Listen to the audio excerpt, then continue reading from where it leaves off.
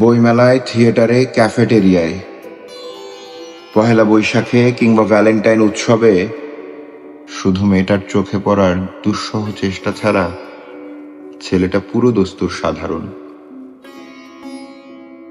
মেয়েটির রূপেও, লাবণ্যে, ফ্যাশনে ও বসনে আগাগোড়া বিশেষণ। একঝাঁক প্রজাপতি উচ্ছল তরুণের ভিড়ে ছেলেটা একেবারেই অপাংতেও। তবু তবু অতি বড় সাহস করে একদিন বলেই ফেলল, আমার সাথে চা খাবে? ছেলেটার দুঃসাহসী অফারে মেয়েটা কি জানি মনে করে বলল, চলো।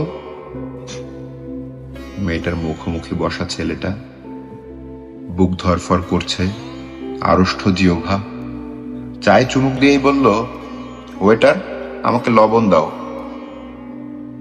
মেয়েটা অবাক হয়ে বলল, তুমি চায়ে লবণ খাবে নাকি? ছেলেটা বলল, হ্যাঁ, আমার জন্ম নোনা জলের সাগর পারে। নোনা চায়ে চুমুক দিলে আমার চোখে ভেসে ওঠে আমার গ্রাম, নোনা জলে ভেসে যাওয়া আমার বাবা মায়ের মুখ। মেয়েটি অবাক হয়ে শুনল ছেলেটার কথা, তারপর বলল, আমি কোনোদিন সাগর দেখিনি। আমার বাড়ি পাহাড়ে, ওখানে গাছ হয়ে উড়ে যায় কোমল মেঘ পাখির মতো। সাগর আর পাহাড়ের গল্প ক্রমেই নিবিড় হলো দিনে দিনে। তারপর বিয়ে, সংসার এবং শেষে বুড়ো ও বুড়ি।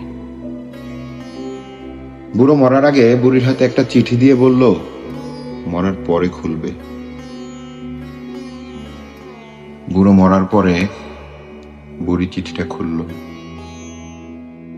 তাতে লেখা আছে, লবণ দিয়ে চা আমি কখনোই খেতাম না। তোমার সামনে থতমত খেয়ে চিনি বলতে লবণ বলে ফেলেছিলাম সেদিন, আর তাই বোকামি ঢাকতে অমন গল্প ফেঁদেছিলাম। তাই 40 বছর তোমার হাতের লবণ চা খেয়ে গেলাম।